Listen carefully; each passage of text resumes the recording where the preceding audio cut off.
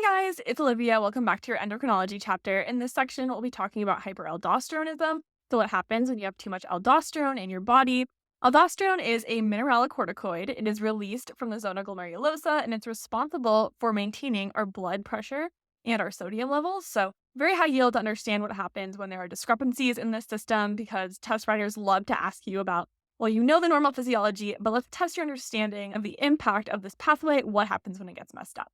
So, diving right in here, the physiology of how aldosterone functions in the body, it's part of our RAS system. Decreased blood pressure and decreased renal perfusion up here are going to stimulate our juxtaglomerular cells to release renin.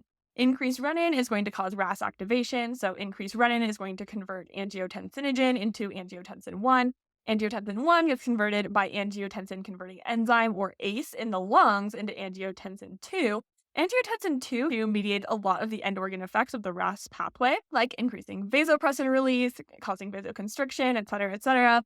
But very importantly, it goes to the adrenal cortex. This is the zona glomerulosa of the adrenal cortex, and stimulates that to release aldosterone. When aldosterone is released, aldosterone also helps mediate some of these end organ effects, such as going to the kidney and increasing sodium and water reabsorption. In the kidney, we're going to get increased sodium absorption, increased potassium excretion because we are switching those. They're getting swapped in the distal tubules and collecting ducts. This is going to lead to overall net sodium reabsorption and water reabsorption, which will, of course, increase the volume of blood circulating in your body, which is a great way to increase blood pressure, which, of course, is the goal of this system. We are responding to decreased blood pressure, so here we want to increase blood pressure. Now, what happens when you have too much of this aldosterone? Well, there's several things that can cause hyperaldosteronism. Primary hyperaldosteronism, I want you guys to think about this at the level of the adrenal gland. So think about something in the adrenal gland that are producing way too much aldosterone. This could be a unilateral adrenal adenoma. This is known as K.A.N syndrome. Down here, you can kind of see on CT, there's this tiny little mass, the suprarenal mass. And if you ever see a mass on a CT that looks like it's right by the kidney, maybe attached to the kidney, but it is not directly in the kidney, that's a great clue that this is an adrenal mass or a suprarenal mass, if you will. This, I think, is actually a picture of an adrenal carcinoma, but an adrenal adenoma mass would look very similar in that it is located right by your kidney, and it is a mass on one of the kidneys that is not present on the other kidney, highly suspicious for some type of neoplasm. Similarly, you can have bilateral adrenal hyperplasia. If this involves the zona glomerulosa that produces our aldosterone, then of course, this is going to lead to increased aldosterone. Then an important note here about primary hyperaldosteronism, you are not going to see edema in primary hyperaldosteronism. And that should be a little counterintuitive to you because you should think about increased aldosterone, increased sodium and water retention. You're having all this water retention, you should have edema, right? But there's actually a very important phenomenon called the aldosterone escape. And the mechanism of this is a little bit complicated. It's not that high yield for you guys to understand. Mostly it involves natriuresis, so hydrostatic forces, forcing sodium into the urine, as well as some decreased sodium reabsorption in response to the amount of sodium in the body. Again, this is a complex mechanism that is incompletely understood and not very high yield for you guys on your board. But what is important to understand is that in primary hyperaldosteronism, although you have high levels of aldosterone, you're not going to see edema because of the aldosterone escape and understanding that there will still be adequate sodium excretion in the urine. Now, while primary hyperaldosteronism occurred at the level of the adrenal cortex, secondary hyperaldosteronism is going to occur more at the level of the input to the system where the juxtaglomerular cells in your kidney are mediating how much renin to release. And this increase in RAS activation and renin release is what's going to trigger our aldosterone production in secondary hyperaldosteronism. So several pathologies such as congestive heart failure or liver failure, where you have too much volume in your body overall, but you are intravascularly depleted because there's not that much volume circulating in your bloodstream, that's going to trick your kidneys into thinking that it's not getting enough salt, it's not getting enough water. We really need to hang on to this water and the salt to preserve our blood pressure.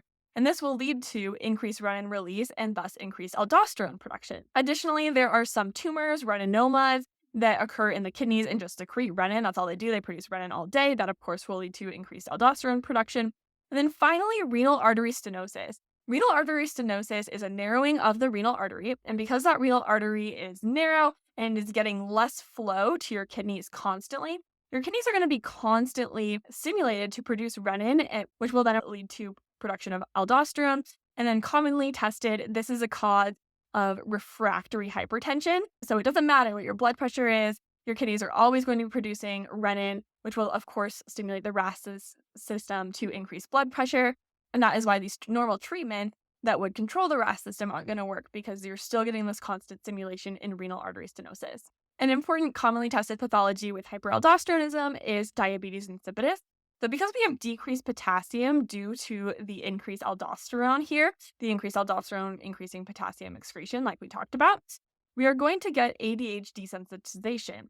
Potassium is important for the ADH receptor to understand when there is ADH and mediate intracellular effects of antidiuretic hormone. If we don't have potassium, we're not meeting these intracellular effects, and this is going to cause nephrogenic diabetes insipidus. Nephrogenic diabetes insipidus presents with polyuria, polydipsia. You're going to have very dilute urine, so low urine osmolality. And then additionally, you can treat this with hydrochlorothiazide. The presentation of hyperaldosteronism is going to be secondary hypertension, headache, refractory hypertension, like we talked about, as well as symptoms of hypokalemia, so muscle weakness, palpitations, cardiac arrhythmia, everything that goes with having low potassium. Diagnostics are going to see an elevated 24 urine aldosterone. That makes sense. That is the definition of hyperaldosteronism. You're going to see increased or normal sodium. Remember, we talked about the aldosterone escape. So the sodium might be increased, but it could also be normal because the sodium is escaping into your urine despite the high levels of aldosterone. An increased exchange of hydrogen ions for sodium ions can actually lead to a metabolic alkalosis. So that might be something you see as well with hyperaldosteronism. Decreased potassium, of course. And then in primary hyperaldosteronism, you're going to see decreased renin, right? Because we're still getting negative feedback here. We're making a ton of aldosterone, which is shutting down the RAS system. But in secondary hyperaldosterone, you're going to have increased renin. And that is because in secondary hyperaldosteronism, the problem is at the level of the kidneys. We're making too much renin, which is then stimulating the adrenal cortex to release too much aldosterone. This leads me to discuss something called the aldosterone to renin ratio. This aldosterone to renin ratio is sometimes calculated during the diagnosis of hyperaldosteronism, and it can help you differentiate between primary and secondary hyperaldosteronism. So in primary hyperaldosteronism, for example, you're going to have really high levels of aldosterone and then these low levels of renin. You're going to have the ratio of a big number to a small number. This is going to lead to an increase in your aldosterone to renin ratio. The opposite is going to happen with secondary hyperaldosteronism. You're going to have increased renin as well as increased aldosterone. So this ratio is going to be a little bit more normal and not as drastically elevated as in primary hyperaldosteronism. Management is just going to be treatment of the underlying condition. So of course, if you have CHF or liver failure, we're going to want to treat that. If you have an adrenal adenoma, you're going to have to get treatment for that, maybe surgical resection. And then additionally, a very important drug in the management of hyperaldosteronism is spironolactone. Not only does spironolactone help treat hypertension, but it is an aldosterone antagonist. So it's going directly to those receptors that aldosterone works on, and it is combating aldosterone at these receptors. So I know that was a lot of information. Let's quickly recap what we talked about in this video.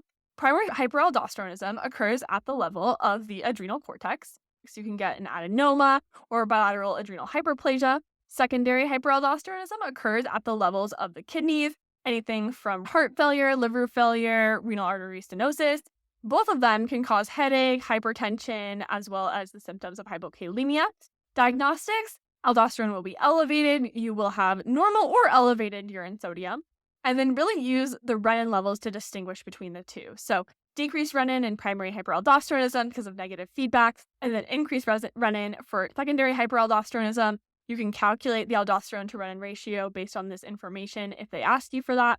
And then finally, remember that spironolactone is a very important treatment for hyperaldosteronism because it is an aldosterone antagonist. Now, how would they ask you about this on a board style question?